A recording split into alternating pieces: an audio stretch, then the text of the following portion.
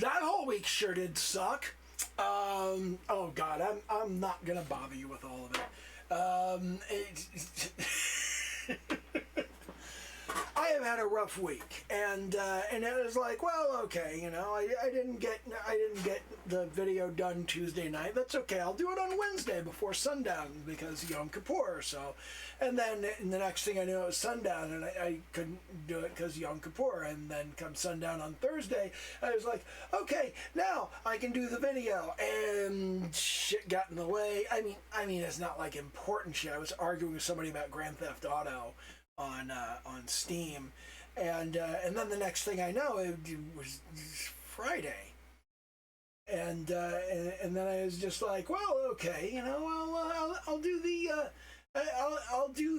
I'll do the stream on Friday before sundown and the Sabbath, and then it was sundown and it was the Sabbath, and I couldn't do the work, and it's just like I lost 2 days, and then I lost another day, and then like, oh God.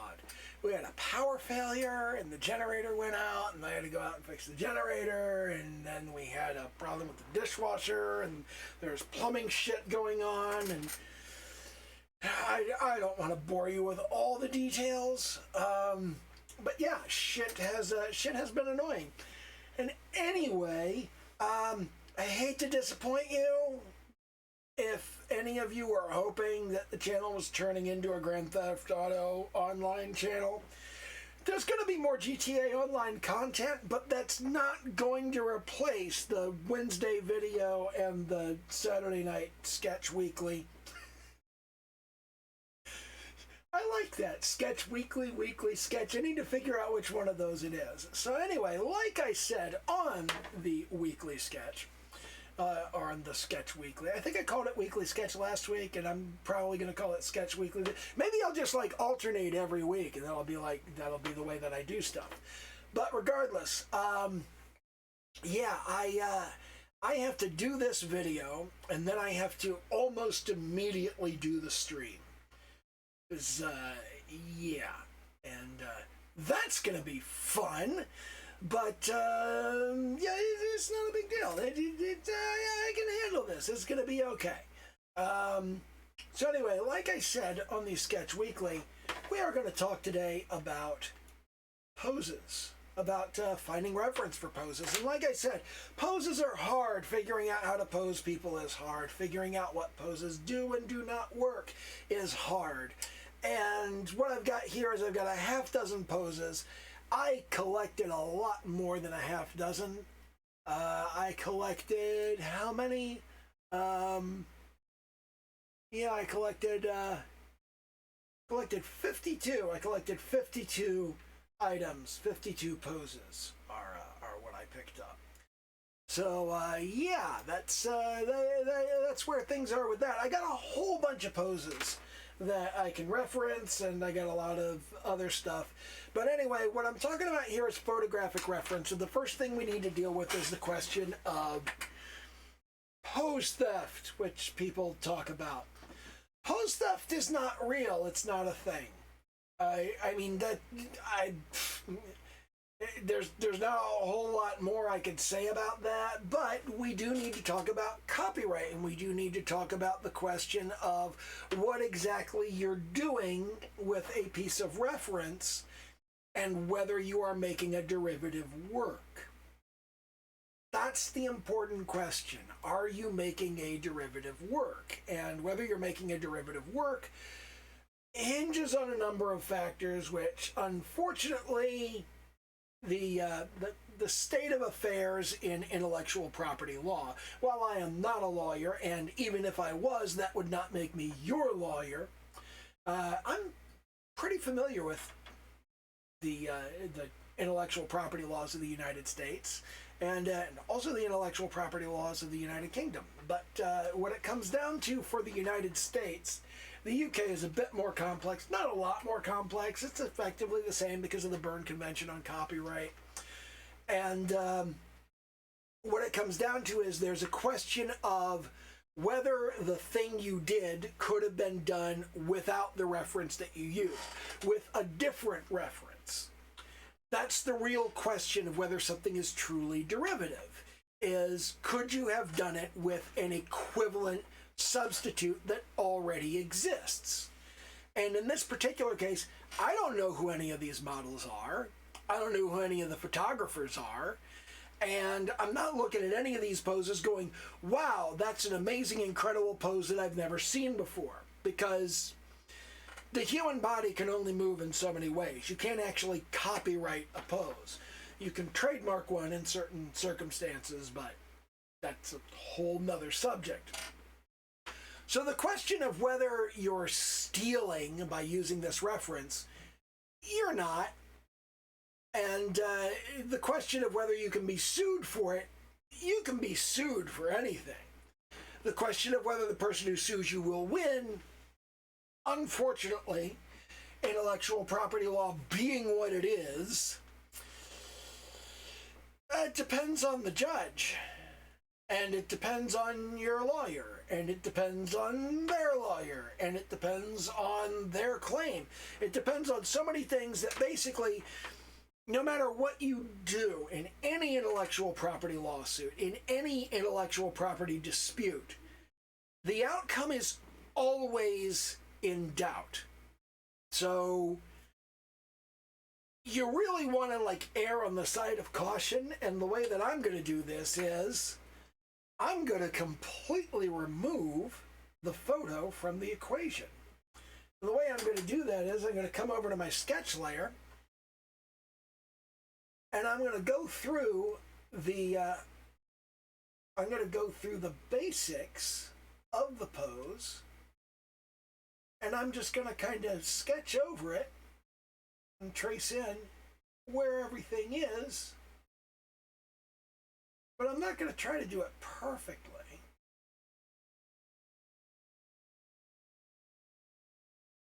I'm just going to rough in where stuff is. Here's the hand, and here's the arm.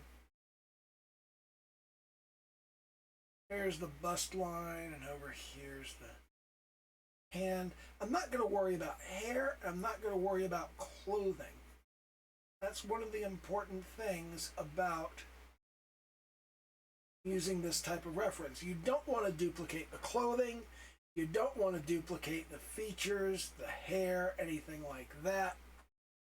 You want to basically stick to just a core bodily anatomy. And the reason you want to do that is, if anybody comes after you and says, that's my copyrighted work, you can go, well, there's nothing particularly special about your copyrighted work, so how is it even eligible for copyright?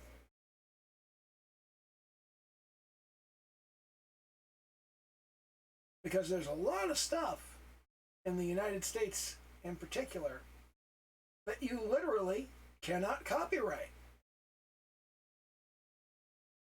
It's not allowed. We can't really see the bust line on this, but I have a reasonably good idea where it is. This one we can't see the bust line at all. So I'm just going to rough these in. And having roughed these in, I'm going to take it one more step beyond. Because what I'm going to do after this is I'm going to pull out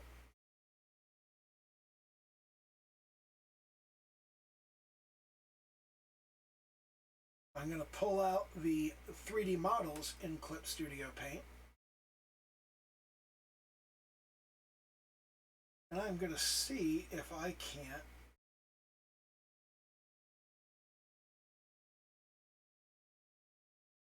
pose the model in a reasonable facsimile of these poses.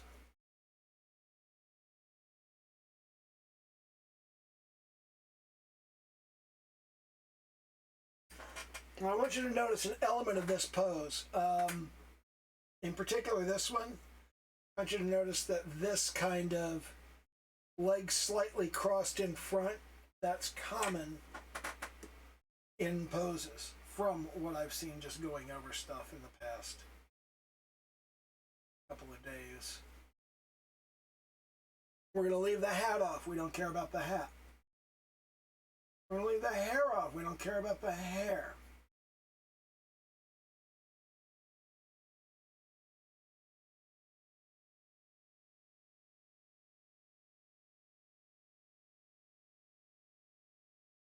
We are basically going to ignore anything about the clothing. We're going to replace that clothing.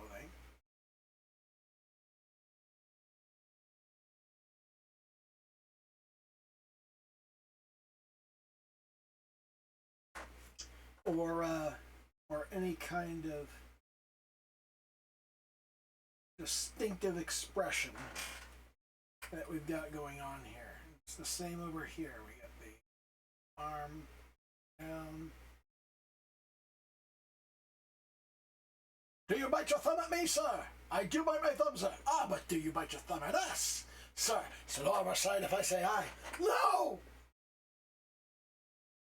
I do not bite my thumb at you, sir, but I do bite my thumb, sir.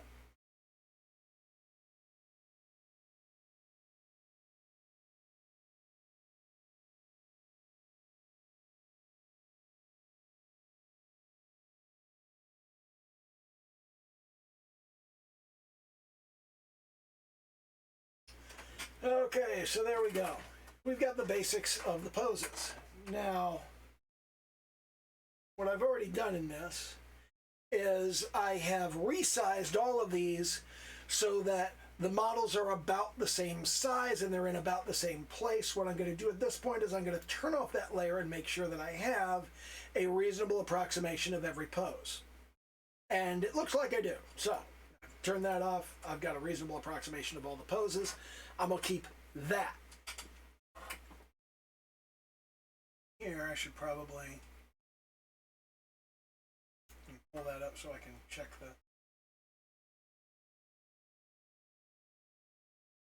pose. Okay. So now I can turn that off. Now what I've got here, an argument can be made that this is a derivative work of the images that I already had. However, I'm going to take this one step outside of that, and I'm going to pull out the 3D models, and I'm going to grab a 3D female mannequin. Now I'm going to start over here with this person. We're going to move this person over, and we're going to turn them somewhat. And we're going to zoom them back. I think that's, no, that's not. Let's move that back, and we'll up. We'll let's further in, down. What we want to do is we want to get this model. We want to get our 3D model about the same place as our model reference.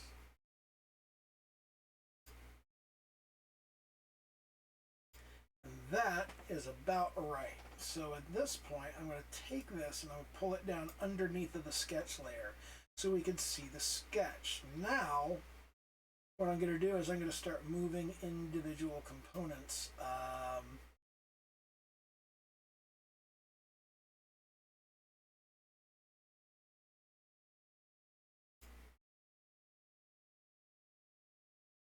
going to set the crotch there, and then we're going to zoom in a little more. Try and get crotch to crown, sort of the thing that we had here.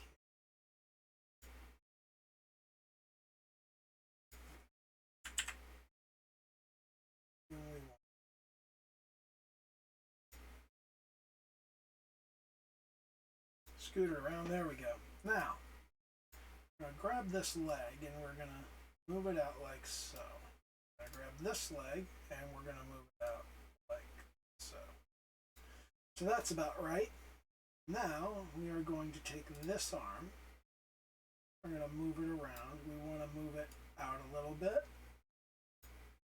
I'm going to move it around. We are trying to get it in about the right position. We will not be able to get it into exactly the right position. That's not going to happen. This, that in. That's going to be close. And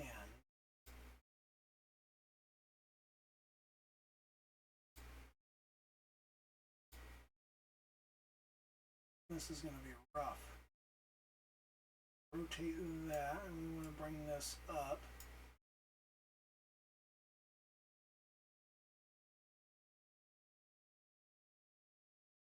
And now, okay, I need to zoom in on this. So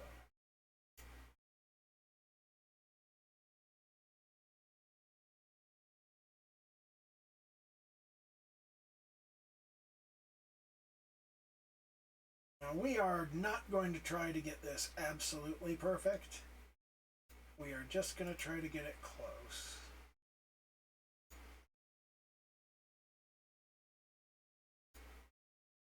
I am sufficiently zoomed in on this. Okay.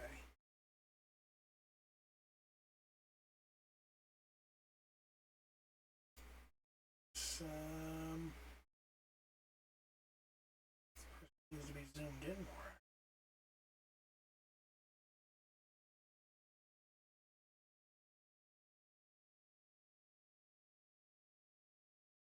I'm going to fit those shoulders just about in the exact right position right there. Let's get this arm where it goes. Object. Grab this arm. Pull this arm up. Rotate it around. In, like so. I'll rotate it.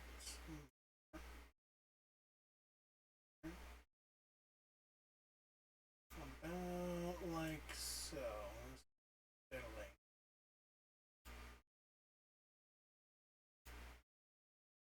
Elbow up. I'm going to have this hand up here, and now we want to bring this upward. And this bit here, hand needs to be back behind this elbow, but you can't really do that very well. So we've done about as well as we can on this. With this from out. There we are. And we're going to approximate.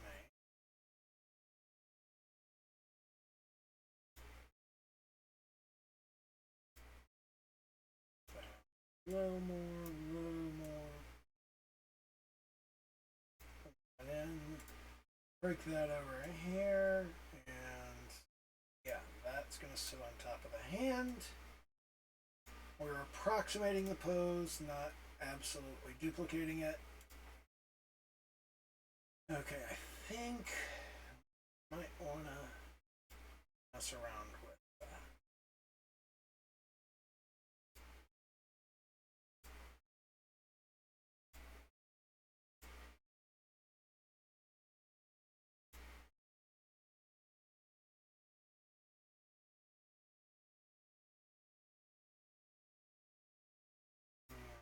Okay. No, we don't want to do that. Let's, starting with the head, let's tilt it down, turn it a bit to the side,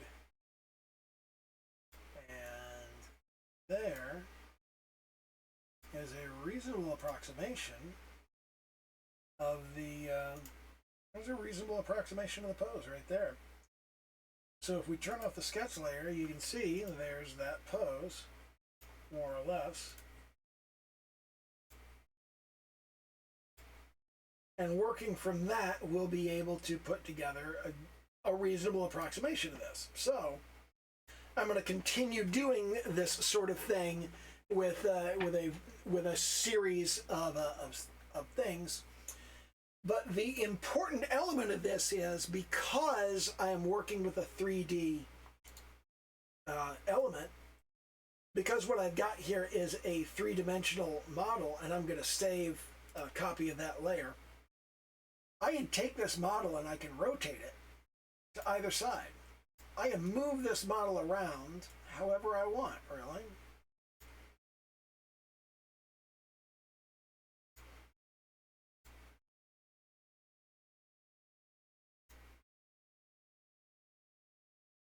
And I can create exactly the sort of effect that I'm trying to accomplish. And I can also modify this. I can say, okay, instead of having her hand up like that, we're going to have her hand kind of shifted over, and we're going to turn her head so she's looking at the camera and tilt it to the side a bit, like that. Now what we're doing here is we're creating a derivative work of that pose. And now if we take a look at this, if we take this model and we move it to the side, this is not at all the same pose. It's not the same thing, and on top of that, we can do various other things with it. Oops, that was a mistake. But because we can do any number of additional things with this 3D pose, that gives you a lot of flexibility. And this is one of the things that I really love about Clip Studio Paint, is that you can alter and modify your poses in all kinds of ways. Like, we might decide, hey, you know what, I would like this leg kind of forward, and I would like this leg moved kind of inward. So instead of standing in that kind of spread-legged situation, we've got something more along the lines of this. And we've got a slightly different pose here. And you can do all kinds of modifications to this to create exactly the effect that you're looking for. And these are now no longer the same pose. And if somebody wants to say, oh, you stole my pose, no, you worked with that as a base. You changed it a little bit. The human body can only do a certain number of things.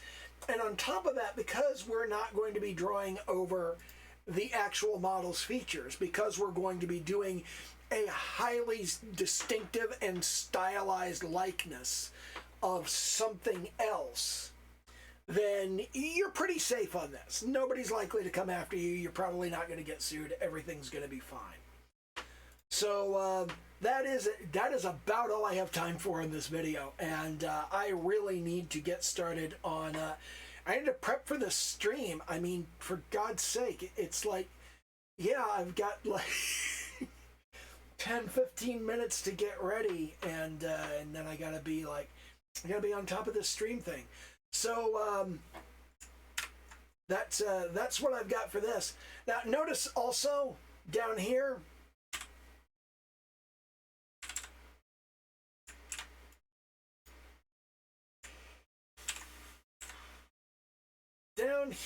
all of this right here, the shadow floating in the air and all of that sort of stuff, none of that fucking matters. That can be all fucked up.